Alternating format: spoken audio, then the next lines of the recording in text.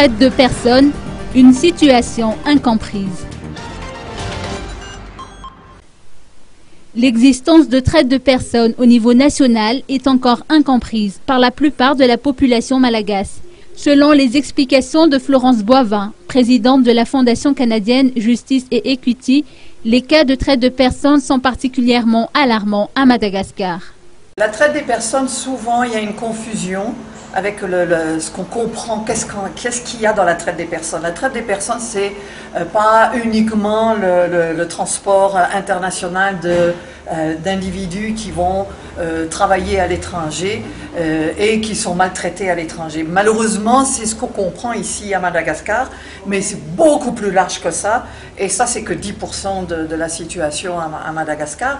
À Madagascar, la traite des êtres humains, c'est toute action, toute activité qu'une personne est obligée de faire, et alors que ce n'était pas au départ du tout l'intention de cette personne. Donc, elle a été soit trompée, soit on lui a menti, soit par la force, la brutalité, on l'oblige à faire quelque chose qui n'est pas du tout ce qu'elle avait compris au départ de ce qu'elle devait faire. Alors, il y a trois sortes de traite des êtres humains. Il y a la traite sexuelle, il y a la traite du travail et le trafic d'organes.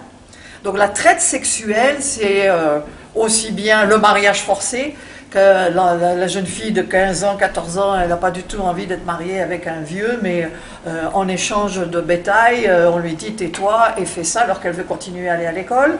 Elle se retrouve à être obligée d'avoir des relations sexuelles avec un monsieur alors que ce n'est pas du tout ce qu'elle avait souhaité. Il y a aussi la prostitution forcée, des mineurs, des enfants qu'on drogue dans les écoles, qu'on prend et qu'on oblige à la prostitution. On les menace de mort, donc ils ne diront jamais rien, mais ils changent complètement de caractère et de comportement. Il y a le tourisme sexuel. Ça aussi, tout ça, c'est toujours de la traite des êtres humains, où on oblige aussi, des fois, les parents les vendent, où il y a des proxénètes, des contrôleurs qui les prennent et qui les vendent pour des services sexuels. Ça, c'est en résumé. Il y a la traite du travail. La traite du travail, ben, le premier qu'il y a beaucoup aussi en Afrique, c'est la traite des domestiques. Les domestiques, c'est terrible aussi la situation des domestiques, comme si c'était des sous-citoyens. Et puis il y a ceux qui travaillent dans les mines aussi, qui travaillent dans des conditions dramatiques. On a toutes les statistiques, on a tous les chiffres, vous voyez. Moi, ça fait 20 ans que je vis en Afrique, et vraiment, c'est pas uniquement à Madagascar, c'est même en Asie, c'est partout. Et puis vous avez aussi dans les plantations, et vous avez aussi les zones dans les bateaux, sur les bateaux de pêche et tout, où il se passe. C'est vraiment des choses très, très, très difficiles.